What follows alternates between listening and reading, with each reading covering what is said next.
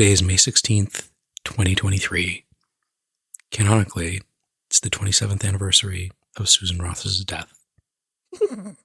Raincoats, Cabanaware, Paella. This week, we watched Season 5, Episode 18, The Raincoats. This week on Close Talkers, we watched Season 5, Episode 18, The Raincoats. Why'd you do it again? I never see the title in the opening. You always say the title in the opening. I never say on Close Talkers. Oh, I didn't even notice. It's the title of our podcast. And now I know why.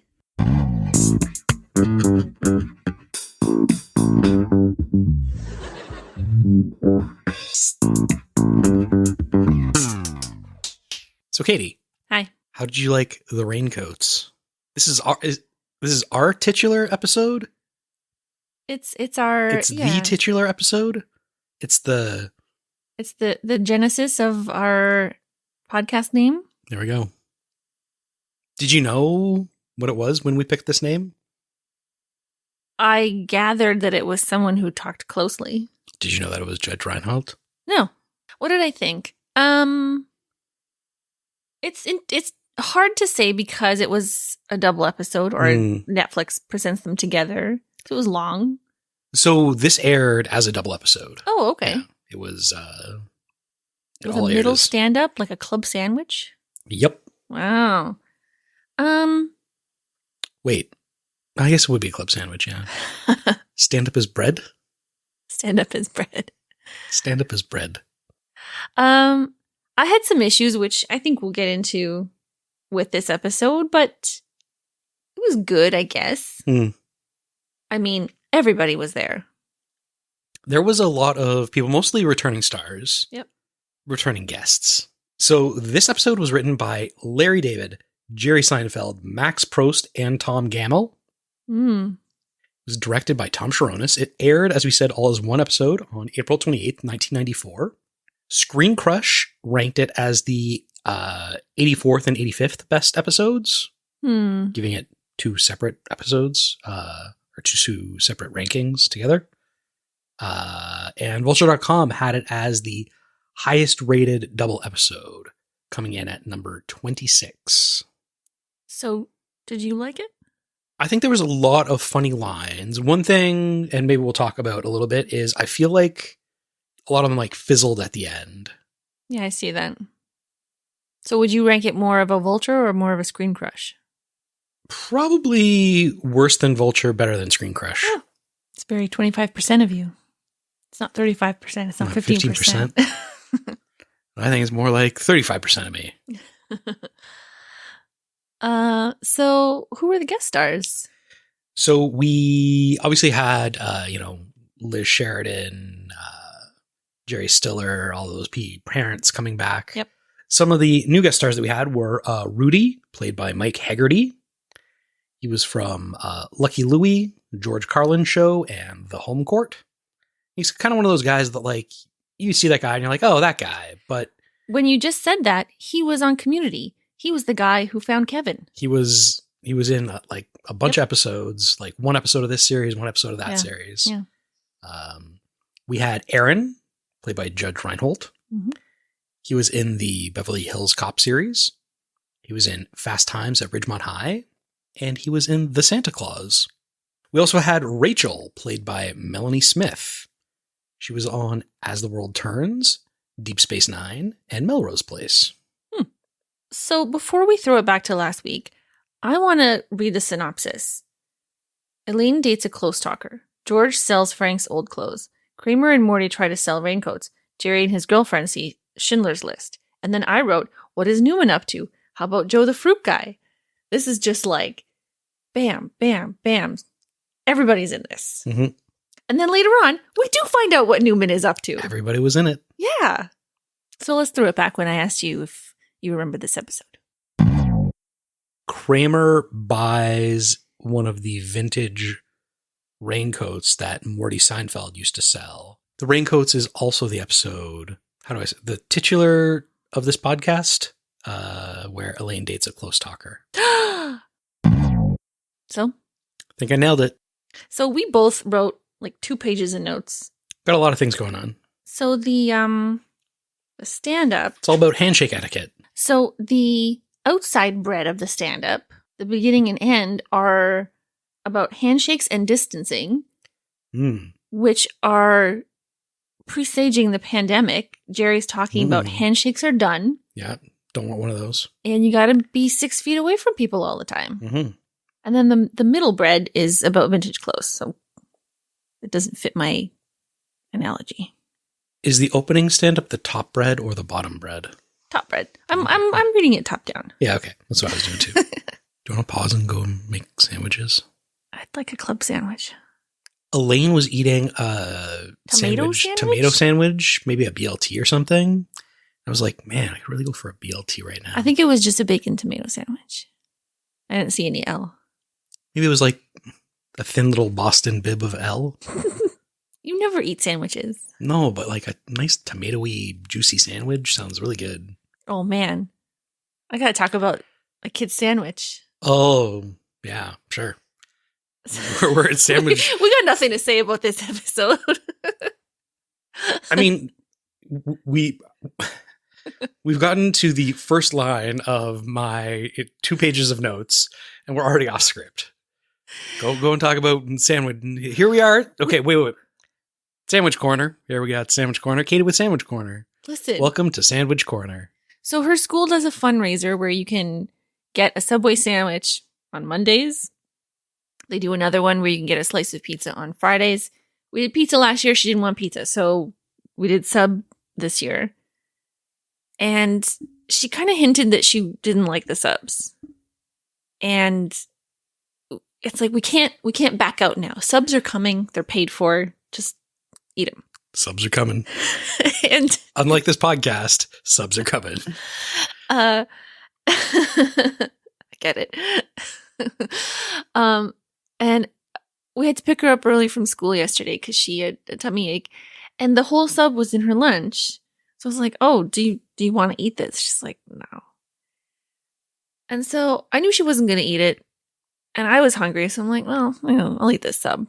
And I took one bite. It was so gross. I threw it directly in the trash. It's a sub from Subway. Like, I don't understand how bad it could be. Well, I should have saved it for you to try. I don't think if you went into Subway, they would make a sandwich this gross. I think it's if Subway is making 500 sandwiches. They're just like slapping it. Yeah. It was so mayonnaise-y on like the white bread. Oh, it was just like a mayonnaise soup. So I did see it in the garbage, and I considered trying it, reaching it. Well, because it was wrapped. Yeah. It was fully wrapped. How absurd would that be to reach into a garbage and eat food out of it? I feel like there's some Seinfeld references about that. So I don't blame her. I told her, you don't have to eat those anymore. And she even told me she throws them out at school usually, but she waits till her friend finishes her sandwich and they go together, and she throws it out with her so it doesn't make like a big thunk in the bottom of the garbage can. Being super sly throwing away her sandwich. It means I have to make her another lunch every week. You do, but honestly, until I tasted it, I was like, this is wasteful, you got to eat it. And then I tasted it, and it belongs in the trash. Well, I hope Subway enjoys our money. This episode sponsored by Subway sandwiches. Eat fresh. Stay fresh. So the stand-up. Jerry says handshakes are over. Yeah, you want a good handshake. You know who purposefully has a really bad handshake? Who? Pat, the owner of my Brazilian Jiu-Jitsu gym. Why? Because he's such a big guy. He's like, he doesn't want to like come in and like crush people's hands. So he gives the daintiest little like the wet fish handshake. Like wet fish does not, and he does it on purpose. And he talks about how. Oh, it's really funny. Yeah. I think I have a good handshake. I try to do a firm handshake. But I don't like squeeze one pump. One. Oh, just one. Yeah. Absolutely. Who is the person who handshakes and then pulls in? Is that Donald Trump? Yeah. Ugh. It's like a power move. You don't let go until they're off balance. And you're just standing there awkwardly Dutch ruddering each other. It was a weird sound that I made when you made me envision Donald Trump getting Dutch ruddered. Don't look it up. Yeah. Jerry's complaining that his parents are staying with him on their way to Paris, and his girlfriend lives with her parents, so they've had no time together. And George is excited. He's like, maybe living with your parents will be cool. Yeah, maybe baldness will catch on. Everything's going up George. So this episode, it foreshadowed, handshakes going away. It foreshadowed social distancing. It foreshadowed the housing crisis and having millennials live with their parents into their 30s. Yep. Would you say baldness is cool? Stanley Tucci's got something going on. I feel like nowadays, if you own it and you don't keep like the awkward fringe, baldness is cool. Captain Jean-Luc Picard of the USS Enterprise. Oh, yeah. You know who is bald denialist? Who's in denial about their baldness? Alexis Michelle. Alexis Michelle on Drag Race. Drag Race All-Stars season 8? Yeah. Yeah. Girl, let it go. Mm-hmm. Do you want to talk about that? We've got time. Wouldn't you like to be a big brother to someone like me? You really ambushed George with this. Oh, brutal. How come he didn't ask Jerry? How come he didn't ask How Jerry? come George wasn't just like, I'm unemployed and I have nothing going on. Like, you don't want me around kids. He doesn't. He should have a typical George response to this. But for story reasons, he doesn't. Jerry calls George a deeply disturbed individual for George's scheme about the postcards from Paris. So one thing that we got in this episode was a couple of like pop culture references that I felt really... So we got like Schindler's List being like a center point of in the theaters. But we also got Jerry and George just like walking down the street talking about the Jeopardy interview. Yeah. And I was like, this is the, like, when you say Seinfeld's a show about nothing, it has these moments where it's like, this has nothing to do with the storyline, but this is like a normal conversation that two guys would have while they're walking down the street about moving the interview time in Double Jeopardy. After Single Jeopardy. Oh, works out so much better. Right? Like, that has nothing to do with anything. Yeah. And it's in the show. I like it, but it also weirdly dates it because, and so does Schindler's List in the theater, but I guess they needed that. Yeah. But a lot of it is timeless unless they say stuff like this. You watched Jeopardy. How did you feel about them moving the interview? I don't know what they're talking about because I didn't watch Jeopardy. I don't remember it ever not being after Single Jeopardy. Oh, okay. Yeah. So I guess it used to be right at the beginning? No, right at the end. When they interviewed the people on the show? That's what they were saying. Oh, yeah. It's much better after Single Jeopardy. Yeah. I love Helen's makeup case, the little hard case thing with the satin inside. This made me think of the time that you lent me some hand lotion, and it was like better than anything I'd ever used. And it was like bumped into a new, like, it was a tiny little tube of like a metal tube of. Yeah, I know exactly what you're talking about. Jardiniere or something. It was Crabtree and Evelyn. It was blue and white. Yeah, something like that. Yeah. I liked Kramer's hand cream doorknob moment. That was genuinely good. So he comes in, puts on his hand cream and says, all right, well, I got a 10 o'clock. I'll see you later. He goes, what? Yeah. What does he have? He hasn't had any jobs or prospects, I guess, since he was maybe it's a tea time. Could be Days of Our Lives. Oh, maybe. I like when Jerry is talking about Elaine's boyfriend as they're coming up. And he says he's a close talker and his mother doesn't understand. He goes, you'll see. Yeah. But the Seinfelds never comment on it. No. He's so fawning and charming that they don't. I feel like that's something that they would pick up on immediately and comment on. I would really like to see the outtakes from this scene. I wrote down, how does he do this without laughing? How do all of them do this without laughing? He plays it so insane. Yeah. But like so like sweet. Yeah. And like in your face, like basically close enough that you're gonna kiss. Yep.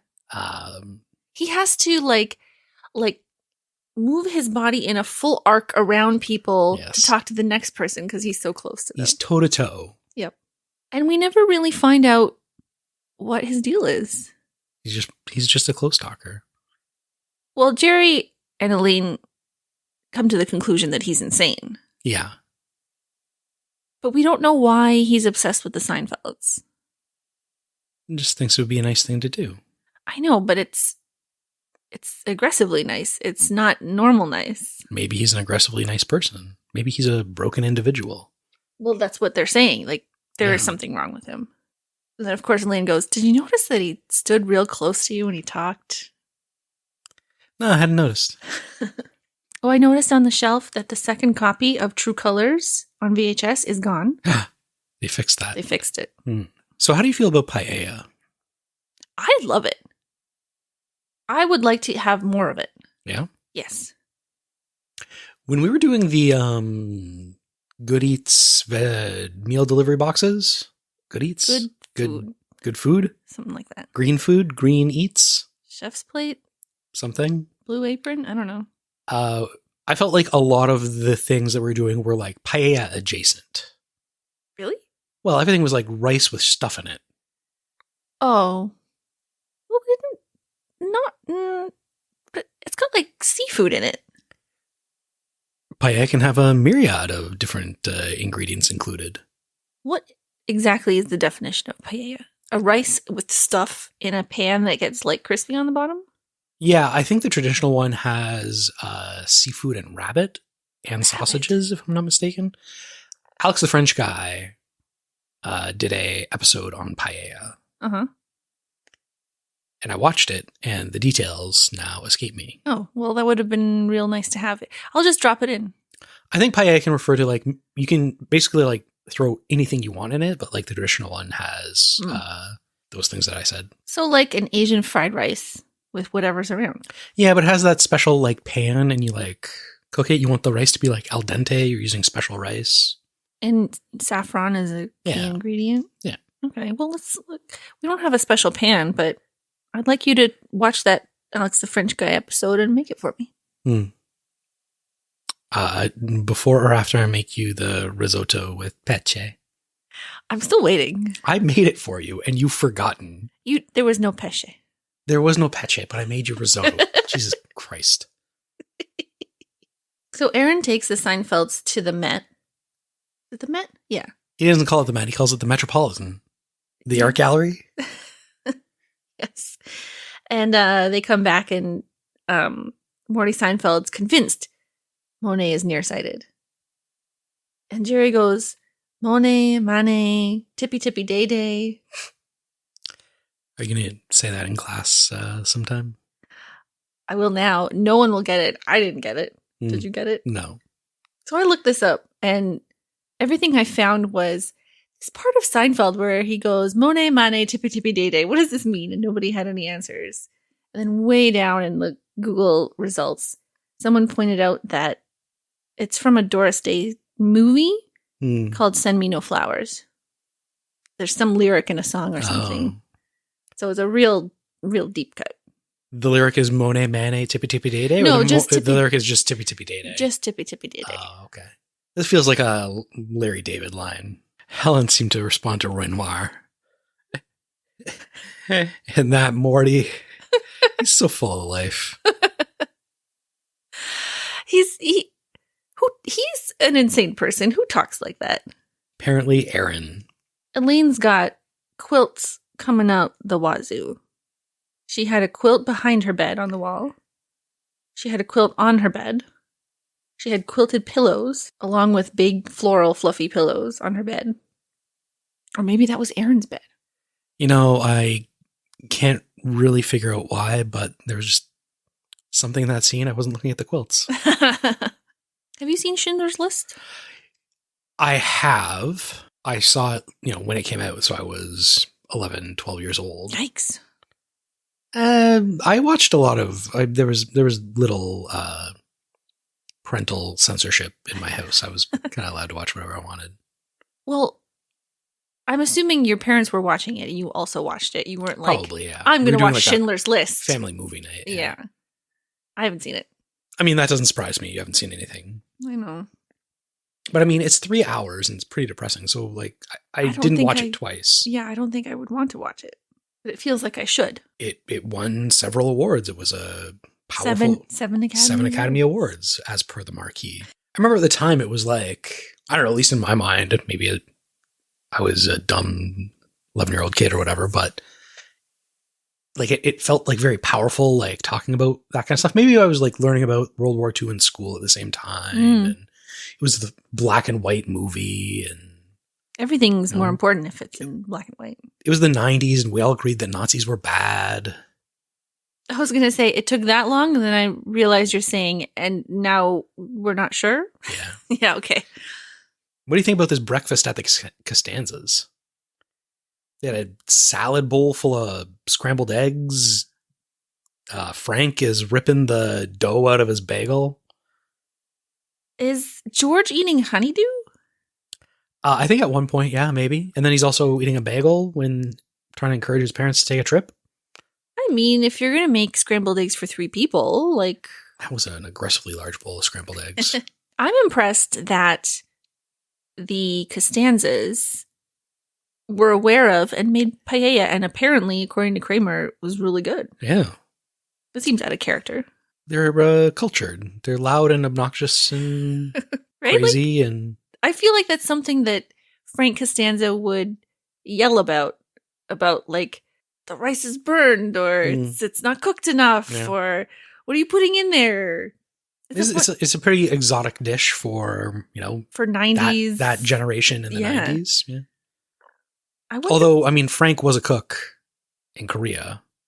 He was? Yeah. Well, he didn't make it. Still made it. That's true. She asks George what he was doing up in the attic, and he's like, I wasn't up in the attic. Just lie about it. Don't make up an excuse. Just not me. Mm-mm. I could say I was looking for my baseball cards or anything. I will not tolerate infestation. That's it. We're moving. I feel like I have a bit of Frank's temperament when it comes to house problems.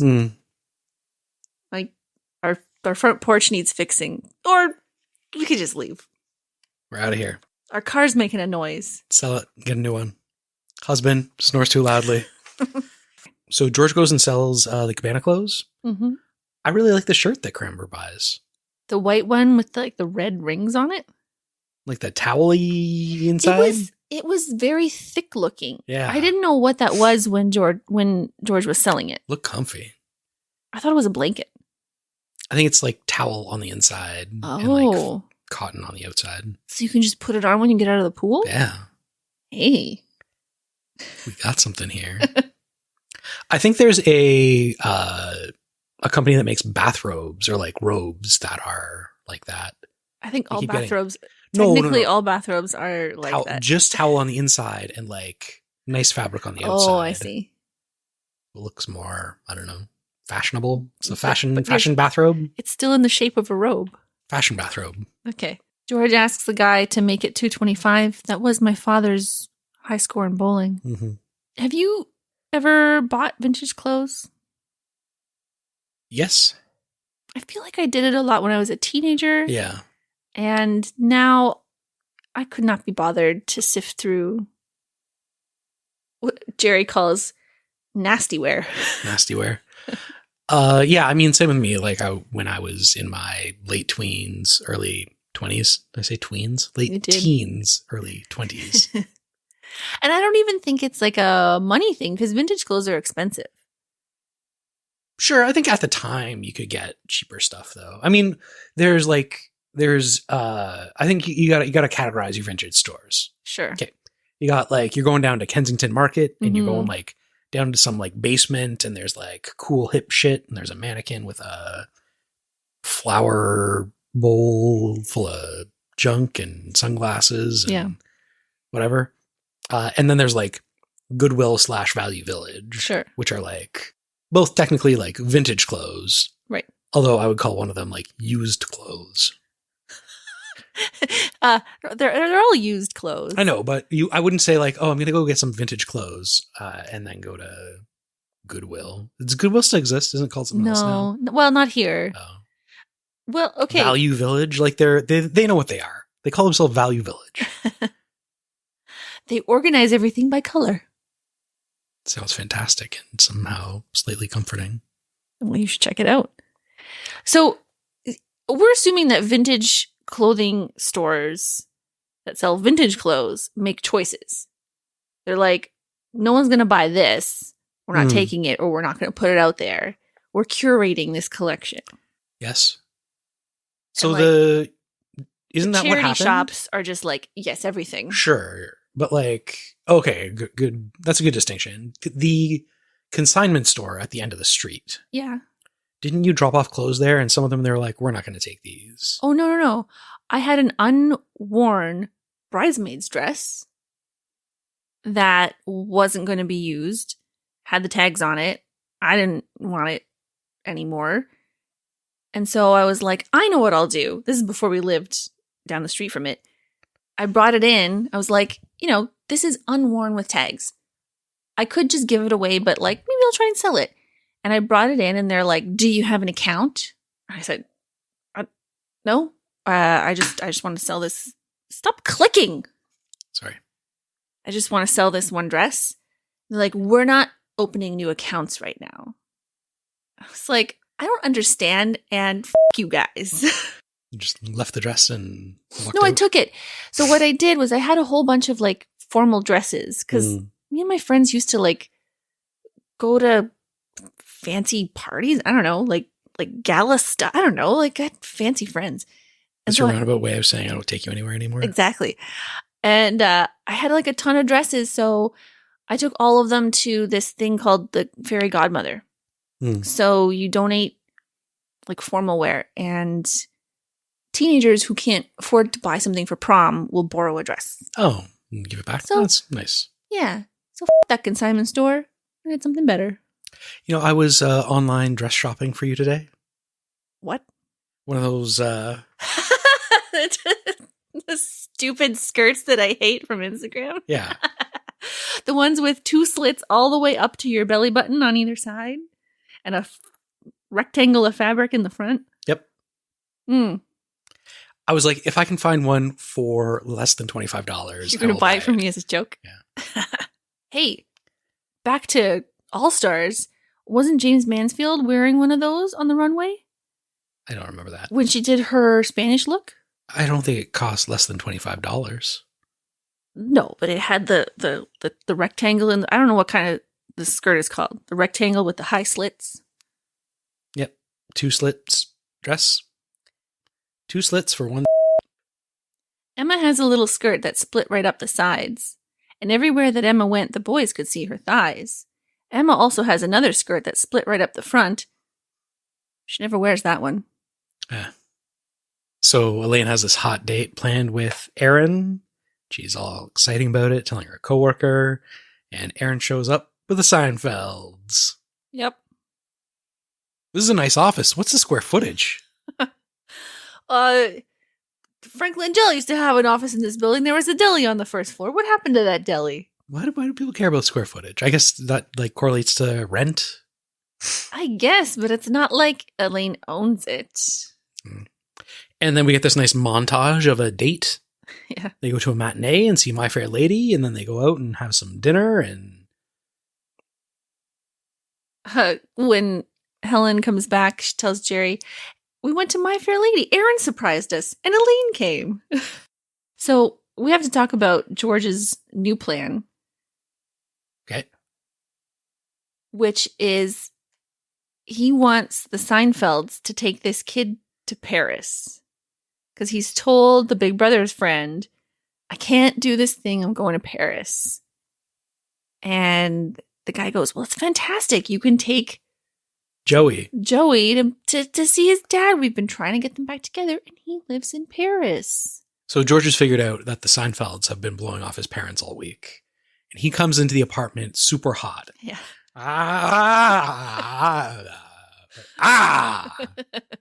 Plans. Yeah. And he's accusing the Seinfelds of thinking they're better than his parents. And Jerry's kind of like, the people that live with you. Yeah. And just as he's about to leave, Oh, one last thing. Would your parents mind having a small child tag along with them to Paris? Jerry goes, as long as they're mailing postcards. Would your parents have any objections to taking a child to Paris? Yeah. And then dude calls from Florida. There's something wrong with the key. He can't open the garage to get the raincoats. Jack Clumpus. And Frank goes, "Sweet, my idiot son could open that garage door." Hey, what did I do? Just Jerry taking a stray bullet. So, we had to talk about the keys. Let's talk about the keys. So you dropped your phone. So I dropped my phone down the couch and slid down between the seat cushions and all the way to the bottom. So I got up and I reached underneath the couch. And I was sitting on the couch and I heard keys jingling and I was like, "Are you fishing your phone out with like your work keys?" Okay. I reached in. I felt the obstruction. The waves were crashing down upon me. I knew something was there. Anyway, so I reached in and grabbed my phone, and instead, I take out a set of keys. The oldest, weirdest looking keys. A fistful of weird keys. Like a janitor's keychain of keys.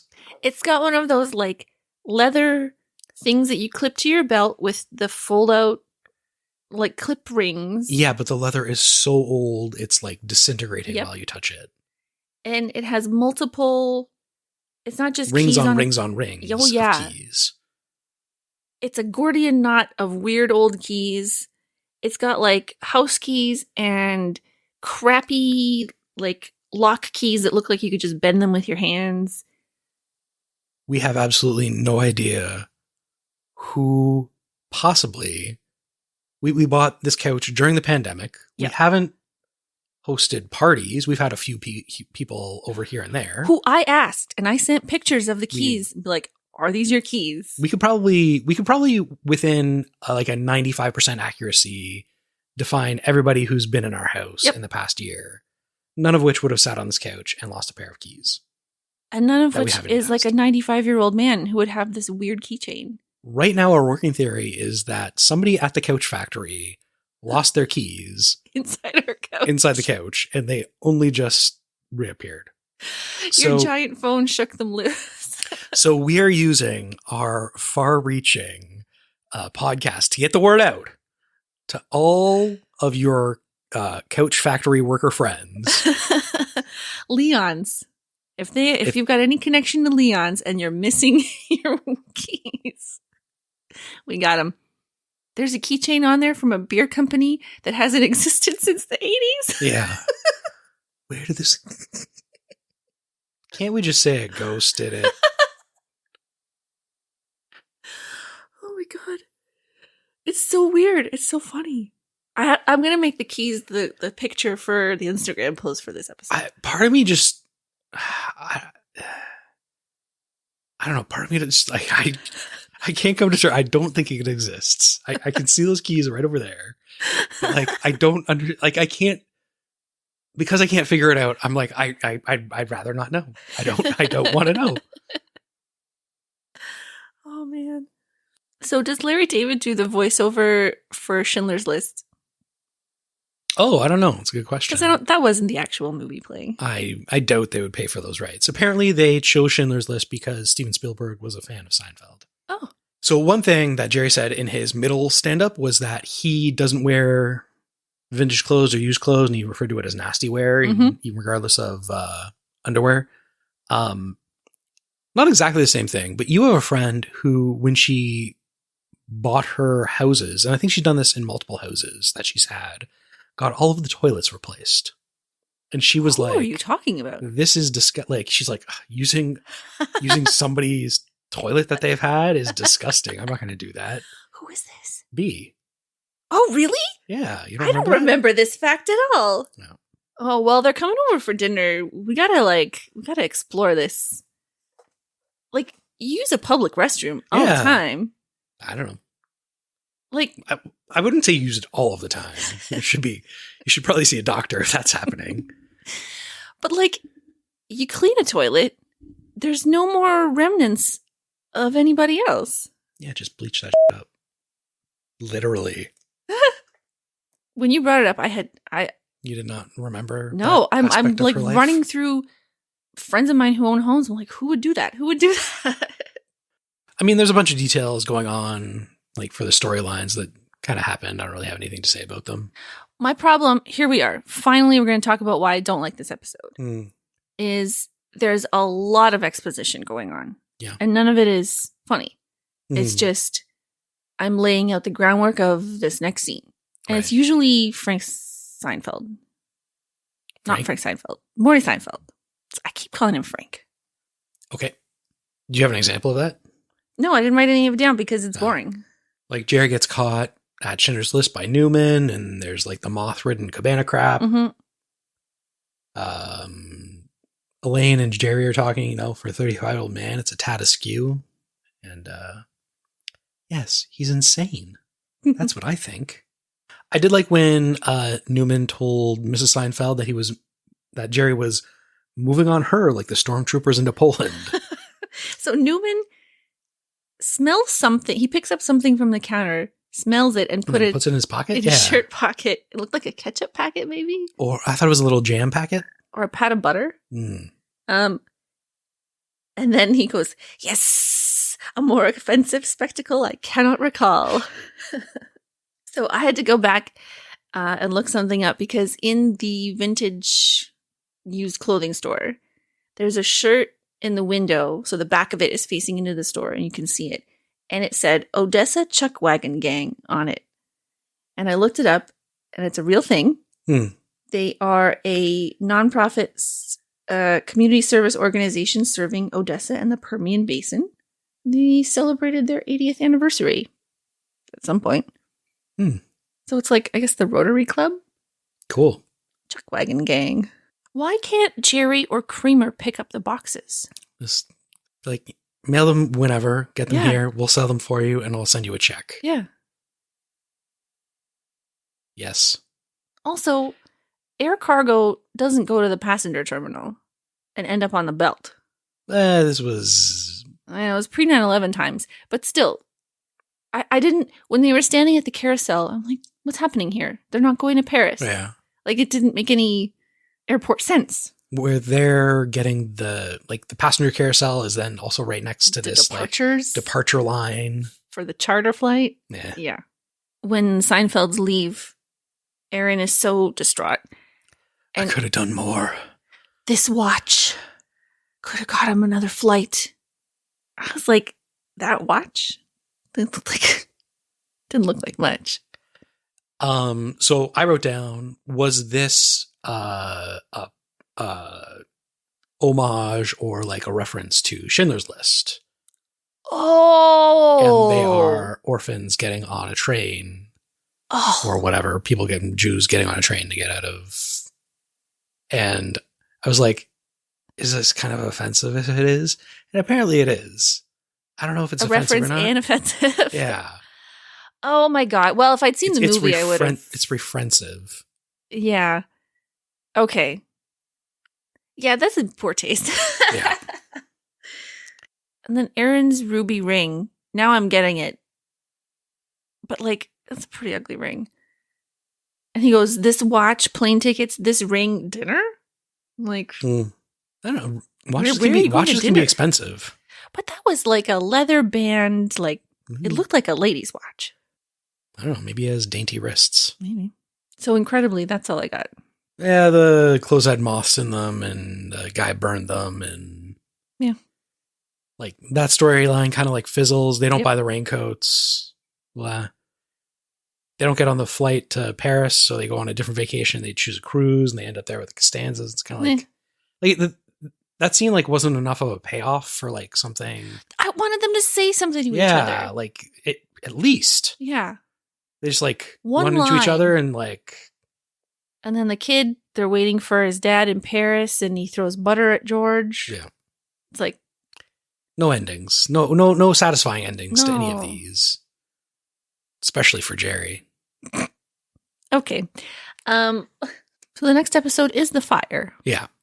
What's it about? There is a fire at a children's party being attended by George. Why is he there? I think his girlfriend is the aunt or something, and there's a fire breaks out. There's other things that I think happened that I'm not totally sure is the same episode, so I won't say anything except for that. You can cut that out. Oh, I will. Do you have any corrections? So last week we were wondering why all of these minor characters have names in the credits. Oh, yeah. If they're never said. I couldn't find an answer. Oh. But I did want to talk about Sri Chinmoy. Okay. The cultist. The cultist rapist with a statue in our neighborhood. So Carlos Santana was a follower of his for like 10 years, which is disappointing. That it wasn't longer? No, that he was. I guess as a man, he wouldn't have been aware necessarily of the things that this guy was doing to women, but he probably was. Sure. So former followers, someone's written a book, other people have written about it. Anyway, so this guy disparaged this cult leader. He didn't want people to be educated, so homeschooling, classic cult move. Mm-hmm. Forbade alcohol, caffeine, and meat, dancing, sex and dating, socializing with outsiders, and owning pets. What's left to live for? However, he had a collection of exotic pets from around the world in his basement.